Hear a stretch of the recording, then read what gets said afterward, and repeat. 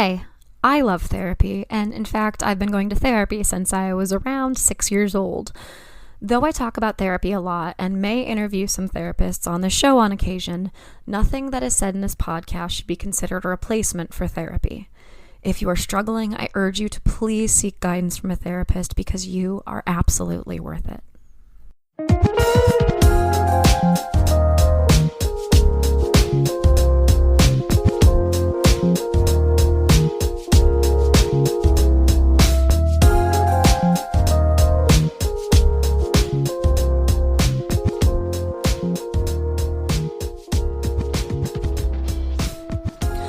Hello, everyone. A little rusty here. This is Wine, Dine, and 69, a podcast about dating, relationships, sex, and self-love. I'm your host, Rachel Dalton, and I'm here with a repeat guest, a guest who has become a close friend of mine, which, how often do you get to say that, do you think? This is my friend, Lindsay Dellinger, who is on episode, I want to say 76, something like that. I don't remember the number, yeah. I'll put it in the episode notes. Do you want to talk a little bit about what we talked about the last time that you were on the show, though? Wow. It feels like forever ago, but we were mostly talking about the book that I had just released and astrology, I believe, right? Oh, yeah. We were doing a little bit of an astrological dive, which was pretty fitting. And it was the first time I heard Sagicorn. Yes. Because you're a cusper and I'm also a cusper. Yes. So, yeah. And your birthday's coming up, right? Yeah, my birthday's a week from today, actually. Yeah. So it'll be fun.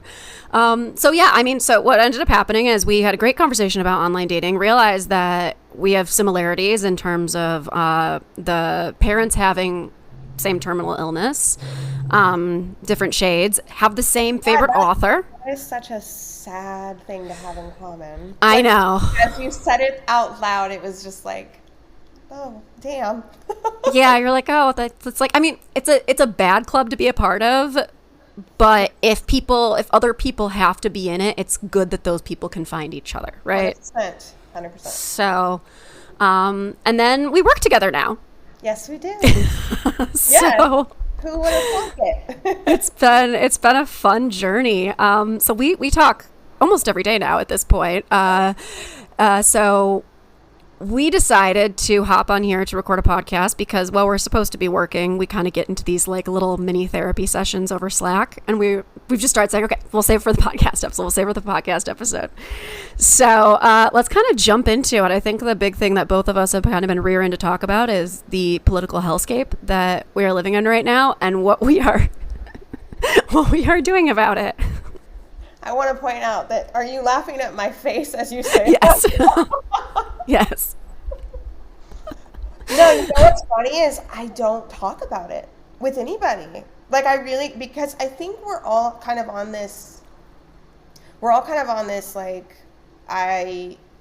going to stay informed, but I'm not going to inundate myself. And I think that's healthy. But I also think it's like a fine line between how much are we avoiding and how detrimental is that to our future. And by our future, I'm talking about America's future. Not right. Collectively, not just me and Rachel, Right.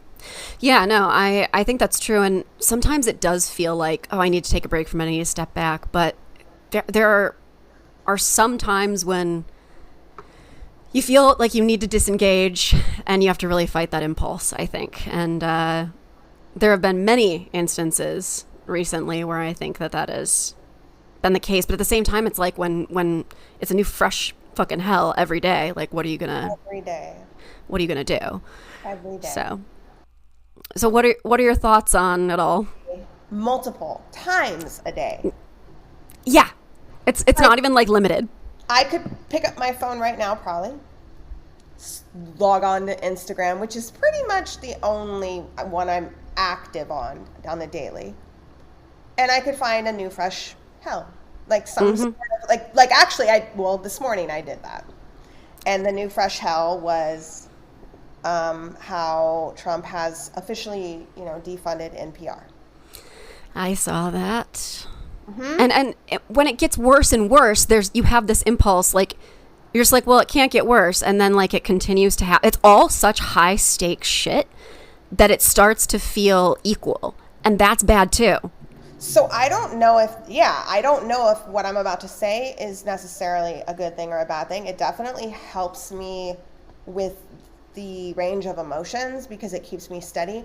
I don't feel like any one thing is worse than the other at this point, and nothing surprises me. That's Nothing. the sad thing. That's the sad thing. I agree with that, but at the same time, it is good for my mental health. Because I have to tell you, if I was shocked by literally can I cuss on this? I forgot. Yeah, yes. But every fucking thing, my cortisol levels would be through the roof. And, we don't talk about that enough, but high cortisol levels are, the death of some people. And my goal in life at this age is peace. And you don't get peace with high cortisol levels. 1,000%. 1,000. Yeah, we talk about that a lot. The whole peace is more important than literally anything else. But again, to your point, when you are trying to balance being informed with your peace, it's dicey. So how do you do it? Are there certain times that you just completely log off and disassociate, take breaks? What's your coping mechanism? Well, this is one of my coping mechanisms. We both have wine, yes. Wine and dine.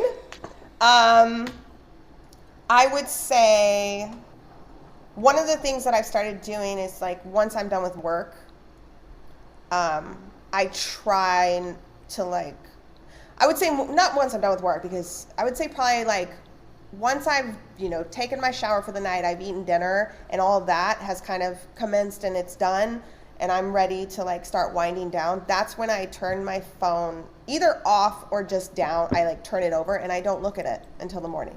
Yeah, that's smart. The times, and this is, thankfully I'm not a doom scroller. I'm not one of those, but I have found myself sometimes where I'm enthralled, because, I read some fresh shit and I want to know what else or more about it. And I find myself a little too long on the gram. Yeah. That's when I'm like, okay, no, I'm mindfulness. To answer your question in a more succinctful way. Anyway. We'll take it. Yes. You get my drift. Mindfulness. I have found that mindfulness has really helped me. Not just with politics, but with a lot of things. It's funny, I was just talking to my partner yesterday or the day before about, we were planning our get together in Italy later this year. And I was saying, I joked around, I said, hey, do you want to climb Giotto's Tower again in Florence? It's 411 steps to the top. Oh my God. And we did that in the middle of fucking summer in 2023. Wow. And I was telling him, I was joking because I will never do it again. It was worth it, but I will never do it again. And I was telling him this because in that moment when we were climbing those steps, I was, it was fucking 100 degrees outside. It was narrow. It was dark. There were no windows, and there were people coming down the other side to the Oh my God. You had to put yourself up against the wall. I felt a panic attack coming on. And I cannot tell you how that I prevented it except for mindfulness. I knew it was coming, and I was like, you cannot. There is no way in hell, Linz, that you can have a fucking panic attack right now on the 200th step in Giotto's Tower with nowhere to run. It's I don't know how I did it, but I did. Pushed on through. How I got to that, but mindfulness, it's very, very helpful. Yeah, and so what is mindfulness to the listeners? Just give me a sentence that we would write at work.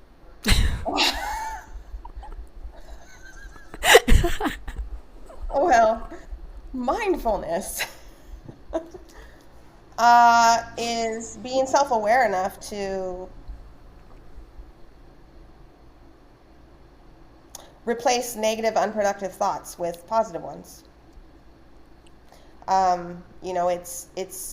It's being able to stop the amygdala from taking over. That brain that wants us to fly, that fight or flight response, that's the amygdala. Like, we don't have control a lot of times over that. And mindfulness is maintaining that prefrontal cortex, like that mind, like that part of our brain that we actually have control over, maintaining that in the midst of chaos. Yes. And something that I always, because mindfulness it's about like being aware of your feelings, but also recognizing that they're temporary, right? Yes. Like, so, I always say, like, feelings are visitors. Like, you may be feeling, I love it when you say that. Yeah, it's true, right? Like, when I get like really angry, I'm like, okay, like, maybe I'll be mad about this for a year. Maybe I'll be mad about it for X amount of time, but the intensity of this, I can accept how I'm feeling in this moment, and also accept that it's going to be fleeting. That's not going to feel like this like forever. So I'm trying to practice mindfulness while I brush my teeth. Just like being like very present, and like, how does everything feel? How does everything taste? Like, really checking in with the 5 senses. I like that. So that's like the time that my mindfulness time is my teeth brushing time, because I'm really bad at it otherwise. I like that though. That's so. Yeah. That is it. Almost kind of for you. Is it like a because mindfulness, there's several ways to be mindful, right? Like, are you doing like a body check-in? The way it sounded like is what you're doing. Mm-hmm. You're checking in with all your senses. How do I brush my teeth, sort of thing. Yeah, exactly. It's like, because what I find is that I'm just so fucking unaware of my body that it's like, okay, let's check in and feel like, what does it actually feel like to be present in this moment? Check, like, how does it feel to be connected to my body? Lots of like somatic work. So yeah, it's been fascinating. Yeah. But brushing my teeth is the main time I do it. But I actively practice it. I like that. Speaking of the going all the way up, what's the tower called in Florence? Giotto's Tower. Giotto's Tower. Yeah. Did I ever tell you about the huge blow up argument that my mom and the rest of my family had at the top of the Eiffel Tower on New Year's Eve of 2014? No. It sounds very... It's like a sitcom fucking thing. Like, it, like, in retrospect, I was 23 and I had been I was getting over a lot of trauma. I was coming to terms with a lot of trauma, and I just moved to Philly, and my brother was studying abroad in France, so we decided to go spend Christmas in Paris. It was pretty cool. We had a Christmas Eve mass in Notre Dame before it burned, which was really, really cool. But I was really in a lot of pain over trauma. And my mom was 2 years out. Sorry to interrupt you. Was this your mother's book? Yeah. Because it does sound familiar. Yeah. I'm like, I read so I'm like, okay, go on. But tell the story. Yes. So like, we're at like the from your perspective. she like ran it by me. Like, of course, that's the responsible thing to do for her as a writer when she's making her family her. So, we like get into this huge fight at the top of the Eiffel Tower on New Year's Eve because she's in a lot of pain because she's 2 years out of her cancer diagnosis. I'm in a lot of pain, and a selfish 23-year-old, and just neither of us were able to be what the other one needed at the time. And then just such weird memories. Like, we had this big fight, like we both like stormed away. And then I met this Parisian Orlando Bloom lookalike who invited me to spend New Year's Eve with him. It was very weird. It was a weird day. That part I don't think was... No, that was not in the book. That was not part of my mother's story. That is part of my canon, but not hers. Yeah. But speaking of traveling, so I am dating somebody from Europe, and we are kind of navigating the green card process, the immigration process, tying it back to the whole political hell. We've been talking a lot about immigration and the process of green card / I don't know what it is called in other countries. You are investigating that for yourself, are you not? I am, yes. And what the fuck is that like? Well, it's interesting that you should ask today, because just yesterday, how do I make kind of a long story short? So I've been doing this like hardcore, like actively since probably around December of last year. I quickly found out that it is something that not everybody, but a lot of people want to do right now, because for reasons that are very obvious. I reached out to one company, and she basically sat on it for 4 months before I could finally get a meeting with her, and told me, I needed to go to the United States Immigration Services to do what's called an index search for my Nonna, who is from Italy, because I needed to find out if she had naturalized before or after my father's birth. Well, this index search takes, on average, and I found this out yesterday, 191 business days, which puts me at January 2026 from the time that I entered the search. So, yikes. Yes. So, with that being said, I reached back out to another company who I've been in talks with. The guy's been super responsive. And I have two options right now. I have two options until I find out about my Nonna's naturalization status. Simply put, if she did not naturalize, which is highly possible, my path to dual citizenship in Italy is going to be a lot quicker. If she did, my path to dual citizenship in Italy would be by naturalization. Right. Would still be only 3 years because I am Italian. I wouldn't have to be a resident for 10 years, which is what most people who say don't have, an Italian grandparent or father or mother. So I reached out to this guy and I just said, hey, I'm looking at like a January 26, response from the index search. I don't want to wait that long.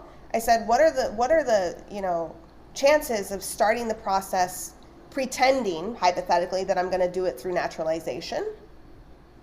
Because from what I understand, all of the process is the same, meaning I need to get all these documents. So like yesterday, I went online and I ordered my dad's birth and death certificate. I have my Nonna's. I've started the process of collecting the documents. I have yet to hear from him because I just emailed him yesterday. But I said, by the time we're done collecting all the documents, because what their company does is collect the Italian documents, because I don't have access to that. I wouldn't even know where to fucking start.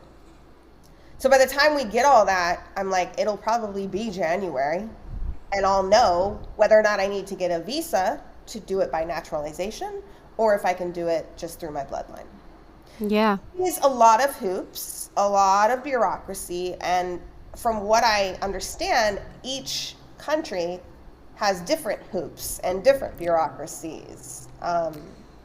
But as my mother always said, where there's a will, there's a way. And there is a very strong will. No, I mean, but how amazing, we so frequently talk about America as being like the place that everybody immigrates to, right? Or at least that's the history of as we've been sold it. Yep. In our school system. But now it seems like the how the turntables, everything has changed and everybody's trying to get the fuck out, which I don't blame them. I read a thread today. I'm not on threads, but I get the snippets. Yeah. And it said, anyone who's ever called United States the greatest country clearly has never traveled. Mm-hmm. And there was a time in my life where I never would have said some of the things that I say about this country. However, it's true. This is not the greatest country. In fact, I don't know that I've ever thought it was the greatest country. I definitely had pride in my country. Sure. I was proud to be an American. I am no longer proud to be an American. No. Because Americans, it's synonymous with so much just things that do not align with. Well, it's crazy how the flag. So my partner, he was visiting with I'm in my childhood bedroom right now, actually, which is now my mom's office. But when my partner visited, he was like, I love that your dad flies the American flag. He was like, because at this point in time, the American flag has become synonymous with bigotry in so many ways. When people see the American flag, they think, oh, that person must be MAGA.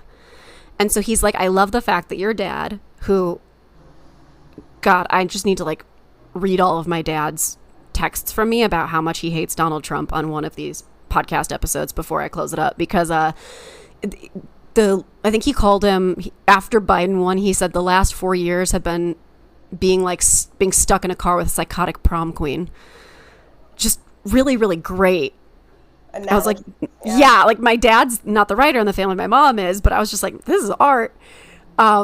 But my partner was like, I love that your dad flies the American flag, because it's almost like this, no, fuck you, I won't let you take that. I can understand. I hear that. And I don't think I necessarily associate the American flag with bigotry. You know what I do associate it with? Or certain presentations of the American flag I associate with bigotry. Depends on where it is. Yeah. What it looks like, because there are certain presentations. I would agree with that. The typical American flag, the one that's outside right now with the red, white stripes, all the 50 stars and the blue, like that's great. Yep. There are other. I can agree with you though. That's a very good point. That there are other American flags that are incredibly problematic. Yeah, like that. It's like screaming out like I'm a bigot.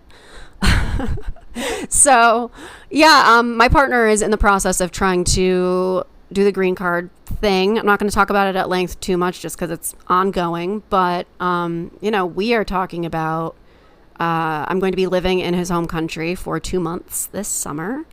And we are talking about maybe eventually considering applying for citizenship there through marriage. So, and then I was like, oh, fuck it. Like, I probably can get my Irish citizenship too through the bloodline. So maybe I'll just do that too. And I'll just be a tri-citizen.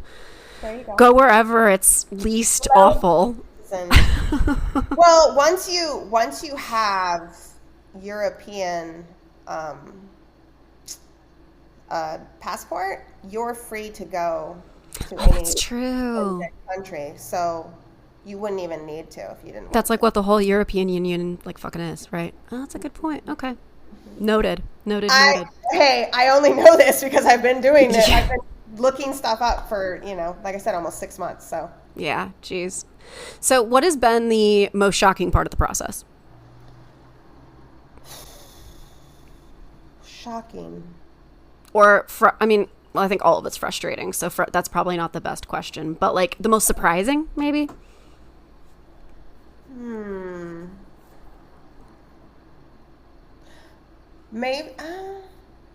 Maybe surprising in a good way was that even if, for a while there, I thought the only way I could become, an Italian citizen was through lineage. Mm-hmm. So just recently, I would say within the last couple of months, I found out that no, I can still do it through naturalization residency, and my 10-year residency would be chopped significantly. And that was a helpful surprising thing for me. We like good surprises.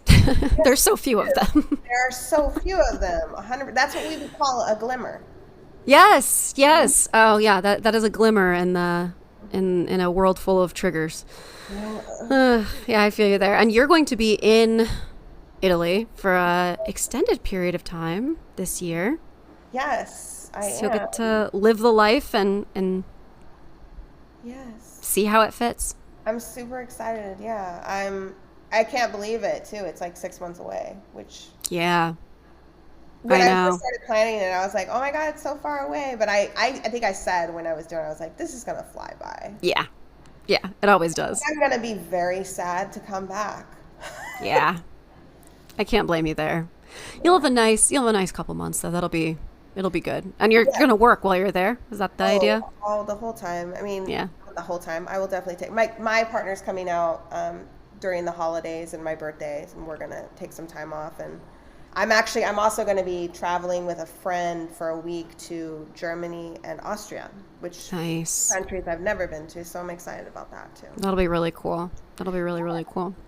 Yeah. So, okay, we covered the politics of it all, which, you could go on that for forever. Yeah, did we really? The immigration, that's just, God. So, something that made me go, okay, I want to have this conversation with you because we do have so much in common. In many ways, fortunate. In other ways, not so fortunate. And you just came off of, and you can share as much or as little as you want. You just had a slew of a lot of difficult things happen over the last few months. And yet you show up every day. You're able to laugh. You're able to joke. Like, you've had so many shitty things happen, and yet, nevertheless, she persisted. Like, talk about that. What is that? Like, what is that drive? How does it keep you going? How can I learn how to do it? I'm not going to pretend to have the answers, first of all. Second of all, I think everybody's answer to trauma, to shitty things, to, being dealt a shitty hand is going to be different, and what works for me might not work for you or someone else. But I'm also not going to tell you that I'm not still dealing with those things. I am in weekly therapy sessions that are a lifesaver for me, because even though I've been doing it for, 12 and a half years now, I don't foresee myself ever giving that up. In fact, we were just talking last week about like the possibility of me doing it while I'm in Italy, because I don't want to go 3 months without therapy. Even though I've done it before. I mean, I did it in 2023 when we were in Spain, but I just don't feel...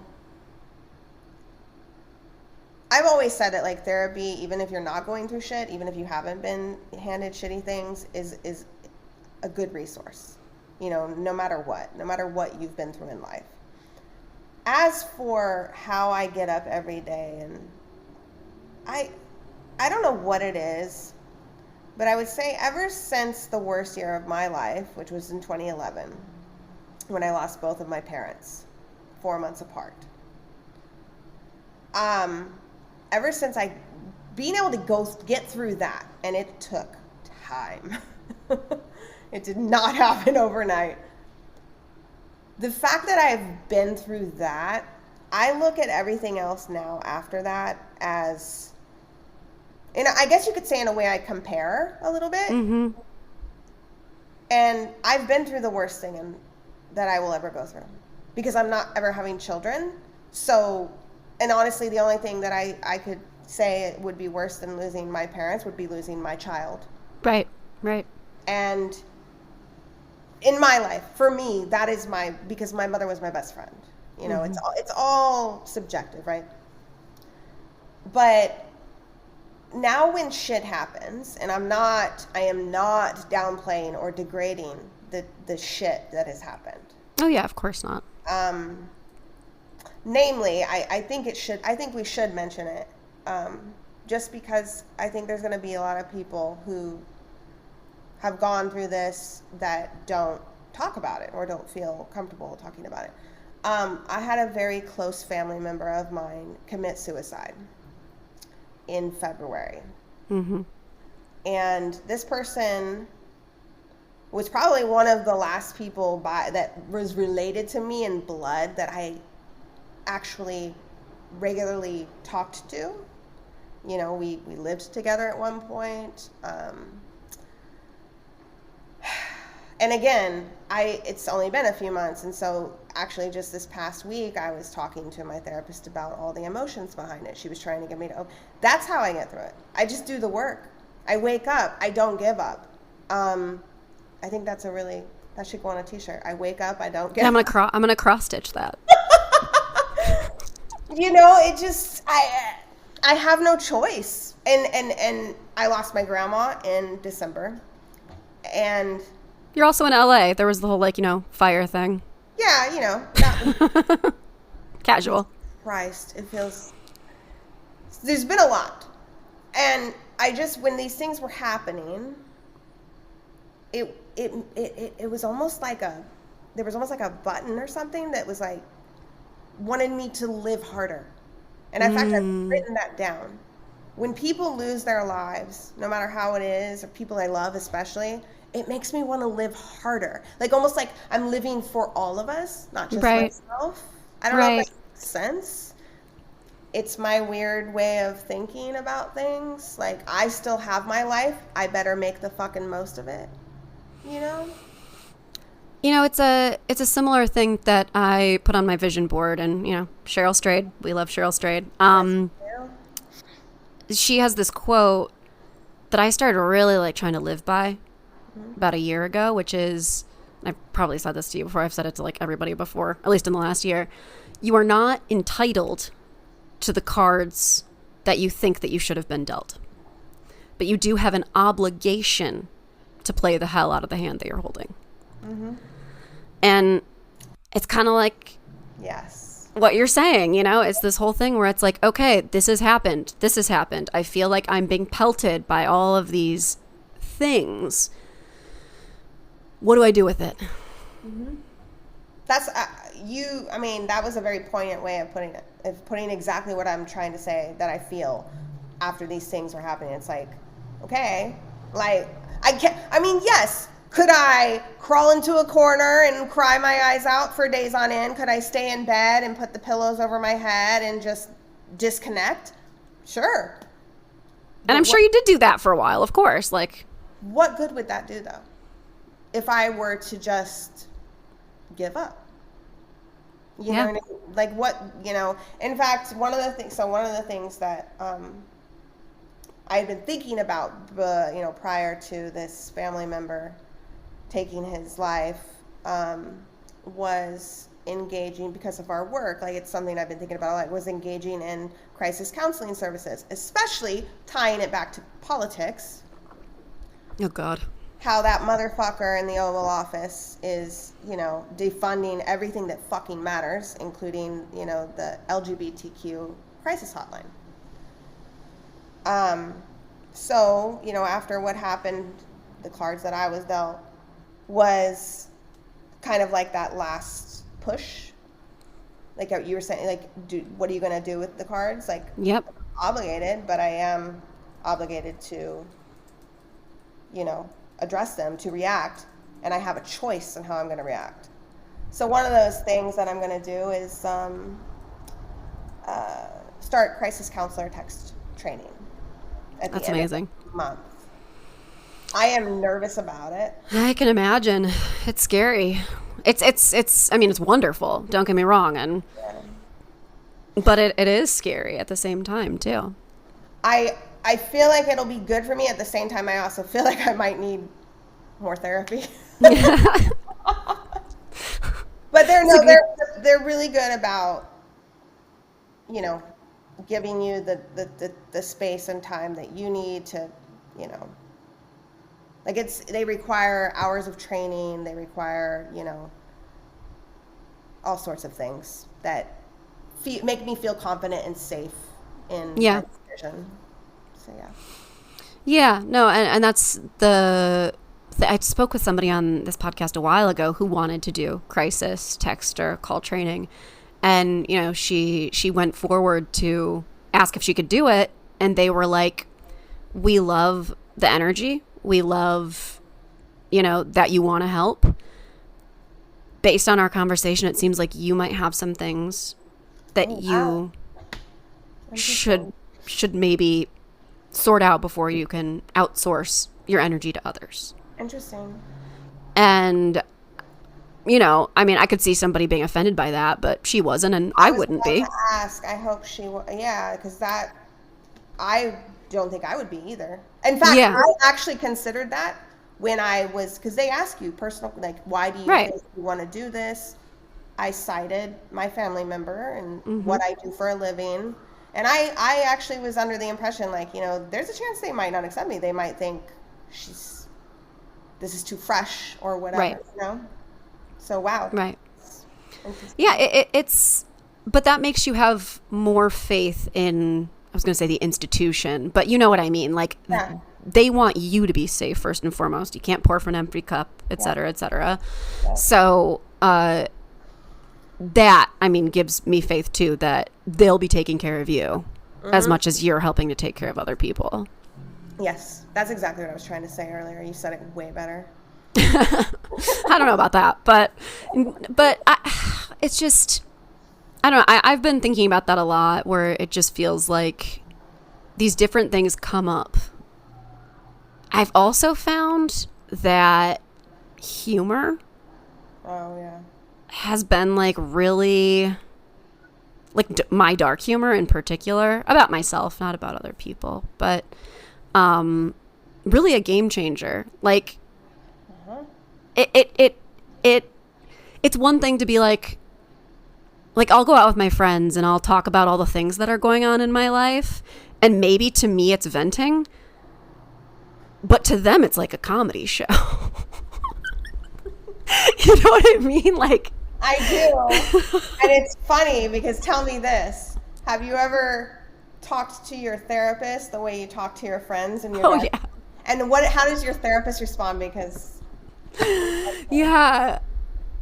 Oh God, I said, I think that she kind of has a twisted sense of humor too. I said something which I can tell you off the air, which was a very dark area of my mind today in therapy, actually, earlier, about a situation that you're aware of. I'm just being really vague here for everybody, like, but you. and I said something and she just went, whoa. Like, but then she laughed because she was like, I think it was so shocking that it was funny.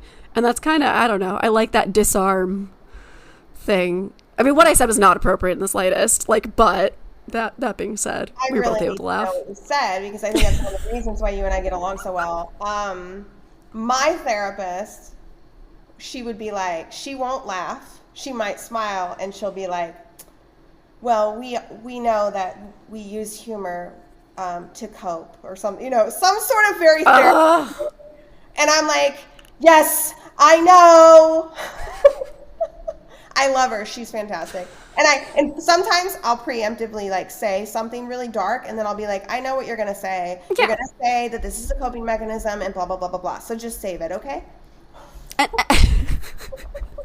But like, that's, I mean, yes, it's true. But it's also like a statistically proven fact that like laughter is healing. 100%. Yeah. So if I can laugh at my misfortune, and create laughter with like the people I love about my misfortune, like, that's why I think that some people, when they like trauma dump on you, it weighs so heavy. You feel like you're walking away and like energy has been sucked out of you.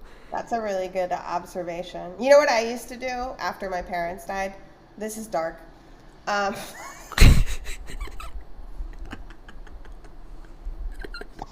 Like, we're laughing. We're laughing after I don't even know what you're going to say, and I'm laughing. But no, for real, like, it got me thinking about this, because I think there's a lot of reasons why I would say this, and I still do, actually, to this day, I still do this, but especially, like, right after it happened. Because when you're 26 and you, like, meet new people, like, some of the first questions they ask you is like, oh, where does your family live? And it's just like, oh, God, here we go. And I would just cut straight to the chase, and it would inevitably make them like go off to another person to talk to, because it's very, very shocking for people. Oh, so, where's your family from? Where do they live? Oh, my parents are dead. And they're just like deadpan, like, fuck this. Like, oh, I'm so sorry. And then you'd see them like creep off. I thought I was doing it mainly because I didn't really, like, why sugarcoat it for people? Why make other people feel comfortable when I was clearly uncomfortable? Right. But also, now that I think about it, as we're talking about, like, the humor of it all, like, maybe I was trying to, like, just keep saying it to myself to accept that it was real. Yes. So that one day I could laugh about it when I said, so this is going to be dark after my parents died, and then we started laughing. Right. Right. Exactly. Like, so that you can get to that point. Yeah. 100%. Yeah. Because I like to appreciate dark humor and laughter, because, like you just said, it's healing. It is healing.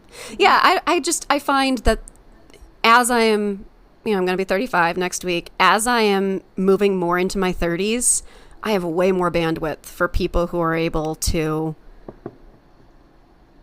make a dark joke, or I love that you use the word bandwidth. I use it all the time. Yeah. Always points that out.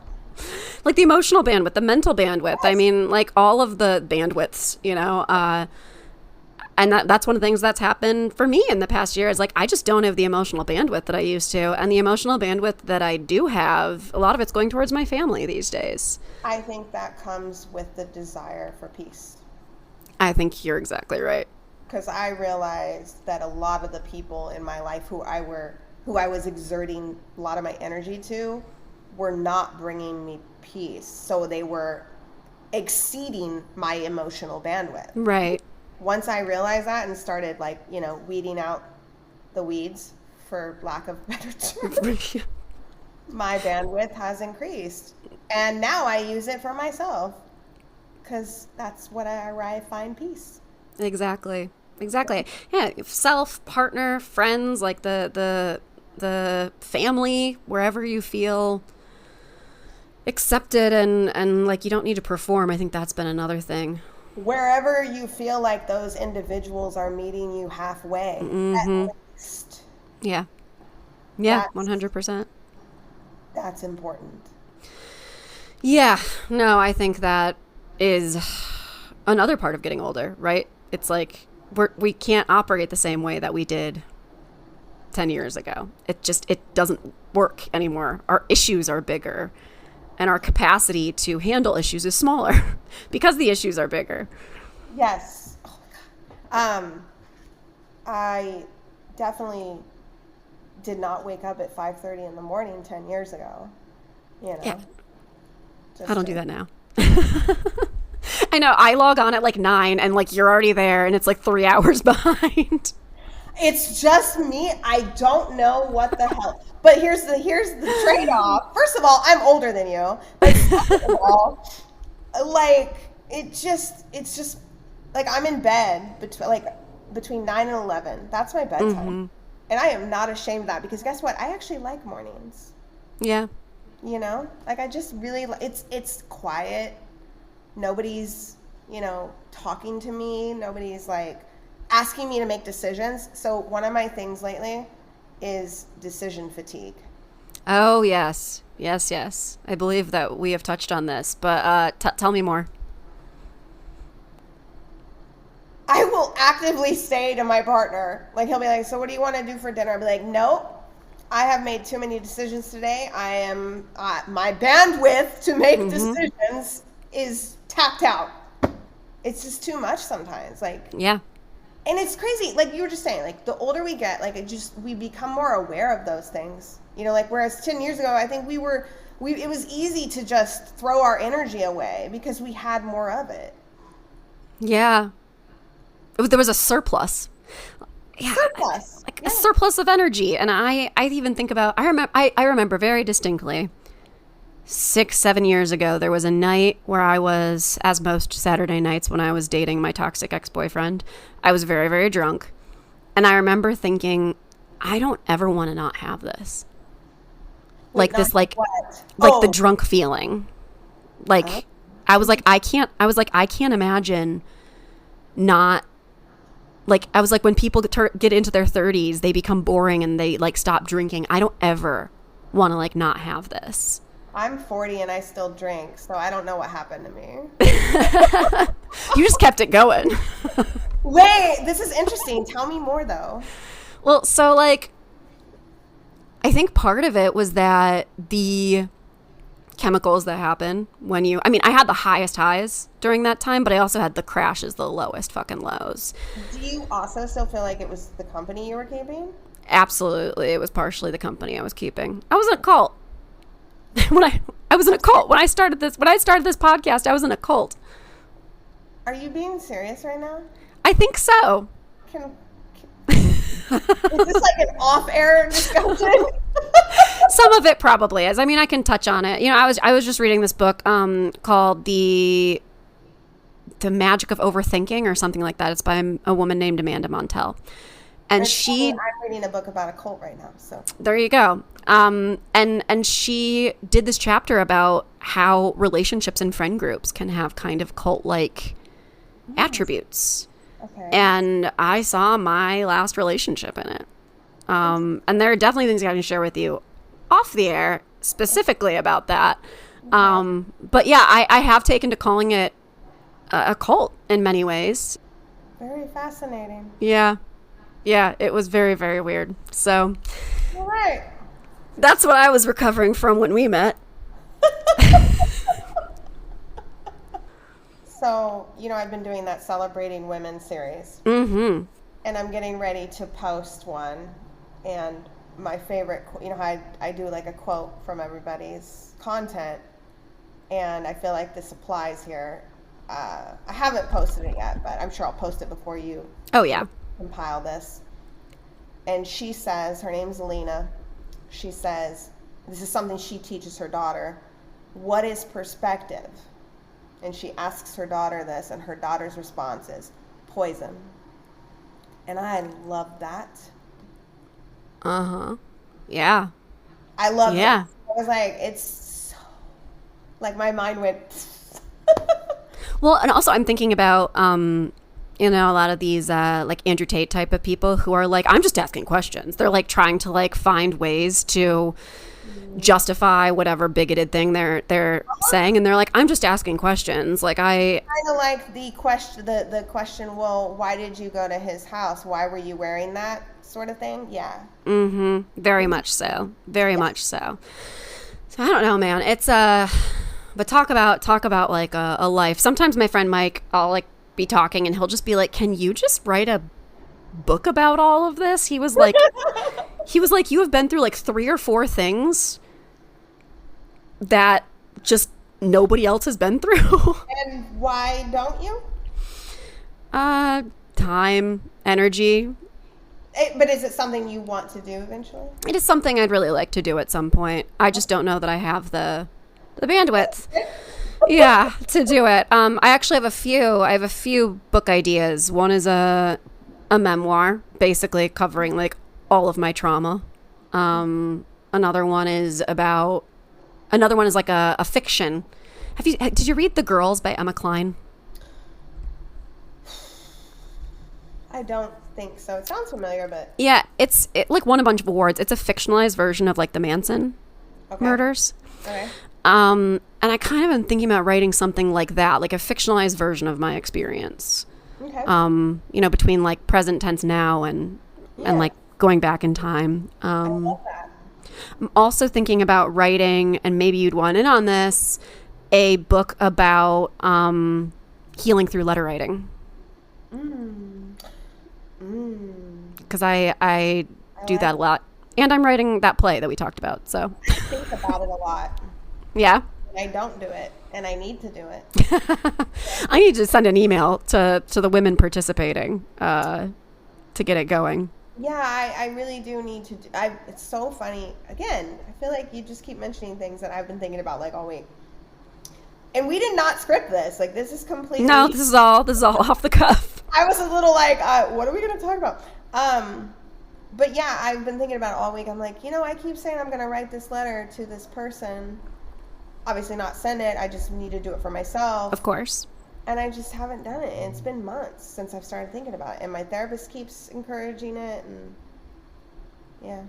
Do you feel like, so I just did that on Friday. I wrote out a outline of a conversation that I have to have. Okay. I knew it was going to take a lot out of me emotionally.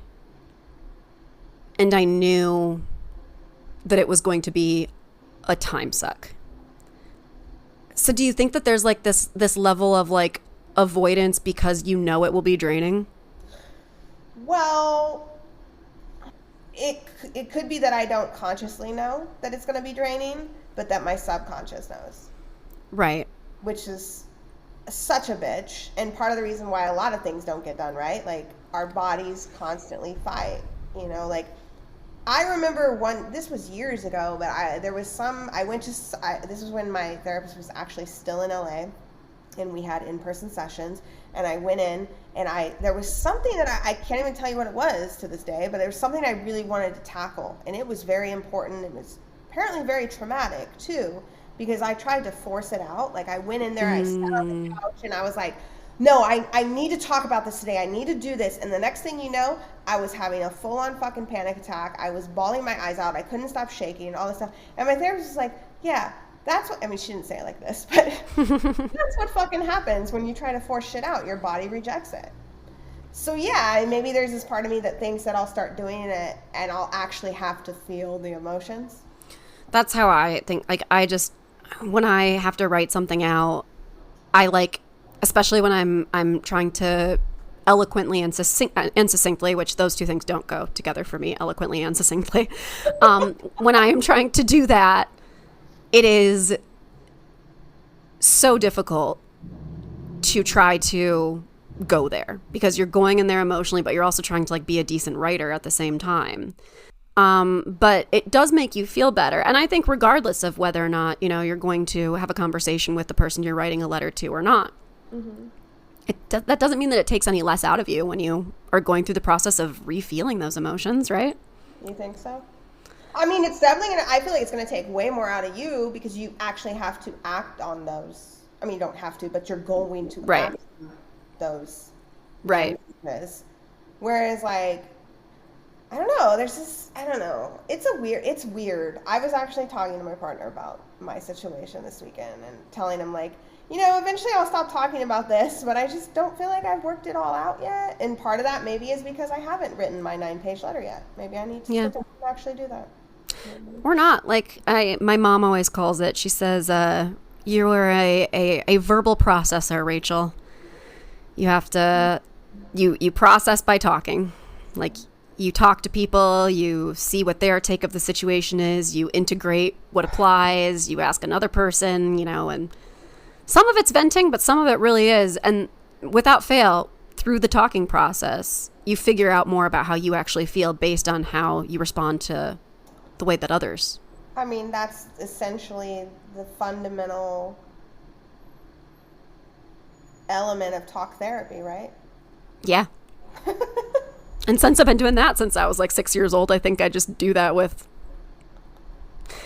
whoever, my Uber driver, whatever. Like, are you one of those? Oh yeah, I'll do that.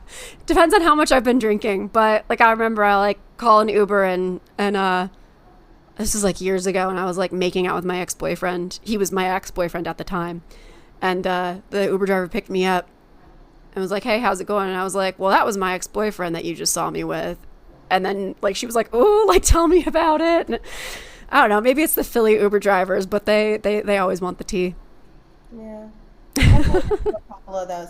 It depends on my mood, for sure. Yeah. Sometimes I want to be left alone. Yeah.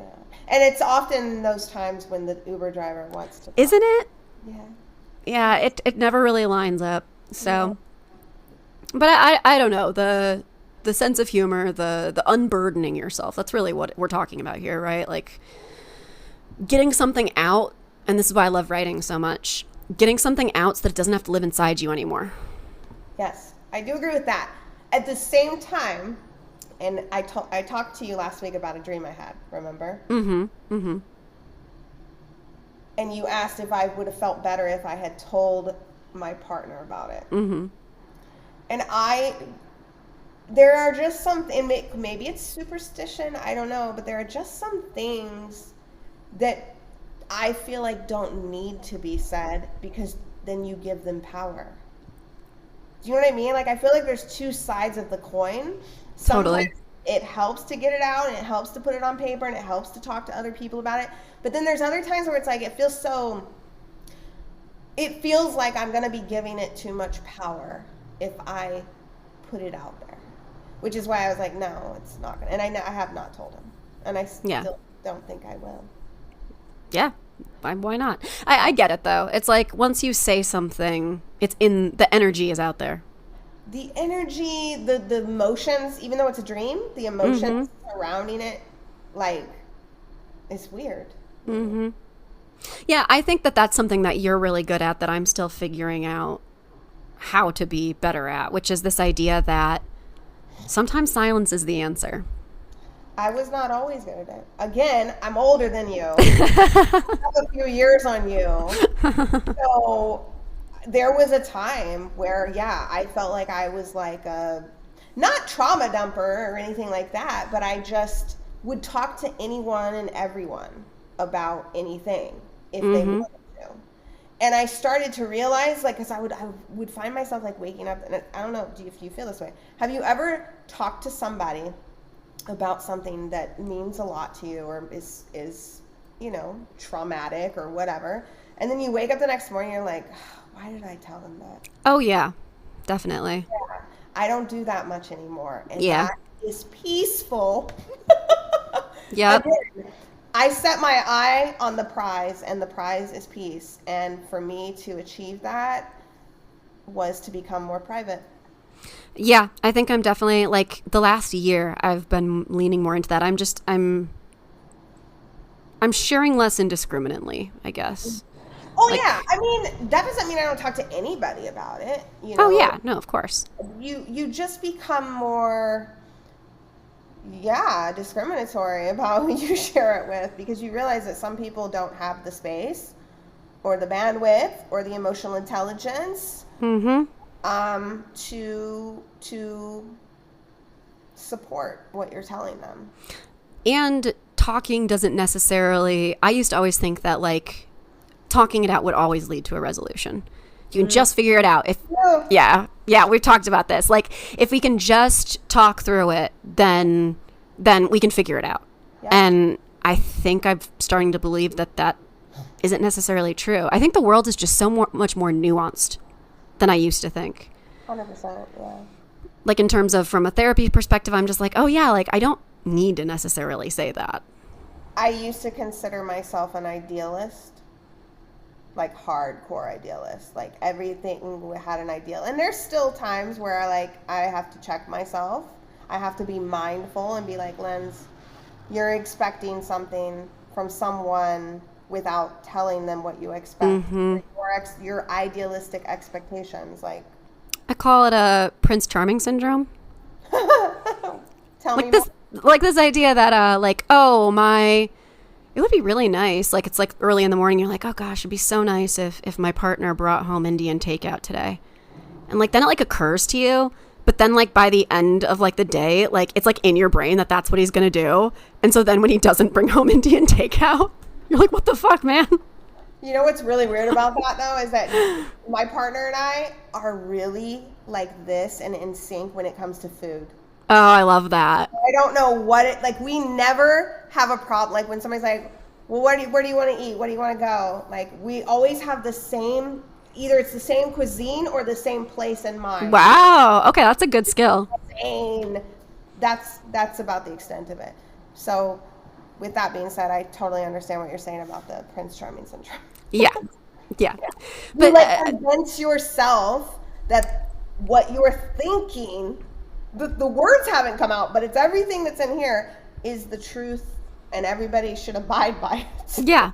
And it's just like, well, everybody else has like just as much of a rich inner world with their own truths and as like we do. And I think that's been something I've learned more and more as I've gotten older too. It's just like, man, like this like fucked up head of mine, there are so many people out there with like their own little fucked up worlds in their fucked up heads. Yeah, my fucked up head thinks a lot about that, actually. Like, in the middle of the night, I'm like, I wonder how many other people are lying here thinking about how rats are tested in a laboratory for blah, blah, blah. You know what I mean? Like, Okay, well, now I'm going to think about that tonight, so. Into, like, weird places all the time. I feel that, yeah. People. Those are my people. Not everybody does that. And No. Do you want to know not. what one of the hardest lessons I've learned in the past 365 days was? Oh gosh, tell me. Learning that my partner does not think like I do. And then what I mean by that is his brain, he doesn't have multiple thoughts at the same time and agonize over anything. He doesn't have the kind of anxiety that I do at all. And that was a very hard pill to swallow. But I also feel like it brought us closer when we had that conversation, when I explained to him that is how my brain is wired. I do overthink everything at the same fucking time. Right. And when he told me that, it took me a minute to even accept it, because I just thought that everybody's brain worked like this. It's like that moment when you find out that some people don't have an inner monologue. Yeah. Right? Yes. It sounds so juvenile, but it like really, it fucked me up for a while. Yeah. Like I was like, you're telling me that I'm one of, I'm sure, millions, but not billions, who has this fucking inner monologue going on, and I'm stressing over something that you will never stress over? Fuck you.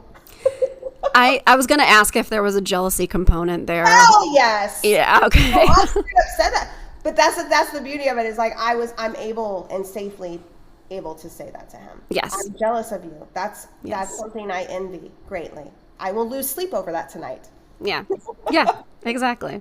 No, I that's the thing that I think I would be like. I'd be like curious, but also like, fuck you though. Like, why?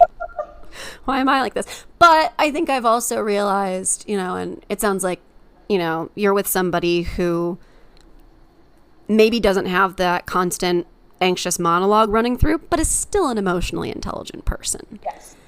And, for me, I think about all the anxiety that and this is kind of a good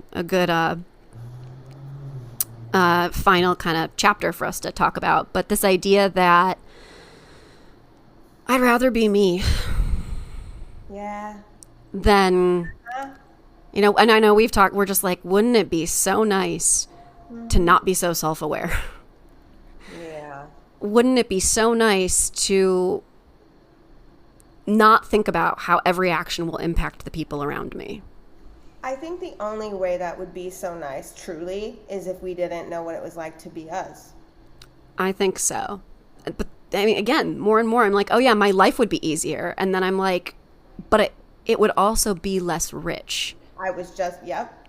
Less vibrant. A lot. And then, I mean, I guess you could say the same thing for people whose life, where ignorance is bliss. They probably don't know what they're missing. Right. So it's kind of like grass is always greener, right? Like, oh God, as always, it's like you always want what you don't have. I was just talking to my therapist about that earlier today, actually. But it just, I don't know. At the end of the day, the fact that I have all of the D's, I have PTSD, PMDD, OCD, ADHD. What am I missing? I don't know. But I have all the things, right? And HSP. That's not a disorder. That's just being a highly sensitive person. All the acronyms. And I don't know. If I didn't have that life experience and I didn't have that was the way that my brain thought, like, I would not be the same person that I am. You wouldn't. And so that's, I don't know, it's a mind fuck a little bit. I apply that mind fuck to a lot of situations in life too. Kind of dark situations, but nonetheless, it's reality. Like, I often think about, and I was just talking to my partner about this on Mother's Day. I think about who I would be if my mother didn't die. And I'm 95% certain that I would not be where I'm at right now. I probably wouldn't be having this conversation with you. Yeah. We might not have ever even met. Right. You know what I mean? And I think this is hard for some people to hear. It's not hard for me anymore, because I just know it is my truth. I love who I am. I love my life. I love where I'm at in it. I love all of my, I value all of my experiences, like you were just saying, and I wouldn't want that to change. Mm-hmm. At the same time, if somebody were to come to me and say, hey, you want to know what it would be like if your mom were still here, knowing everything that you know now, I would, for sure. Of course. But knowing everything I know now. Right. You know what I mean? Like, that's... Right. I wouldn't go back and do anything different, though. Do you know what I mean? I don't know if that makes sense, but it's just something that I had to... This happened years ago where I realized I was like, oh, okay. You know, because I feel like when my parents first died, I was always trying to find reasons. You know, that whole everything has a reason bullshit. Yep. And it took a long time for me to realize, like, okay, maybe there's not like a definitive reason, but the course that I'm on, the life that I lead, the people in it, the people who I value, all my morals, my principles, what I do for a living, what I contribute, all of that is because of what I went through. I wouldn't have the emotional capacity or bandwidth to talk about these types of things. I wouldn't have the know-how. You know, there's a lot of icky, weird emotions wrapped up in that, you know. Oh, yeah. Like being 26, like I spent a lot of time not knowing anybody remotely who had lost their parents. Yeah. But now that I'm at a certain age, it's like, oh, I was like, now I can be that person for people, you know? And I've had that thought too. Value in that. There is value in that. It sucks sometimes. Yeah. Absolutely. It sucked. It sucks that you had to be the trailblazer in your circle of like loved ones. Yeah. But you are not happy, but glad that your experience can help somebody else. Absolutely.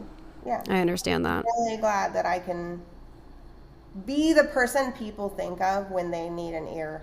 Exactly. No, absolutely. I totally get that. I think about that a lot as well. Yeah. Oh man. Okay. I have one question for you, and it's a little lighter fare. I think I made that same joke earlier today. I'm kind of like, it's still like serious. I don't really do joking unless it's like dark, but what is your favorite way to practice mindfulness / take care of yourself? What are the ways in which you nurture your soul? And on that, like, what's next for you? What are you working on now? What's in the horizon? So 2 questions. Bathtubs and skincare. Love that. I never skip my skincare in the morning and the evening. I take really good care of my skin. It is like the first thing I do when I wake up at 5:30 in the mornings. First thing I do is wash my face, do all the things, the serums, the blah, blah, blah.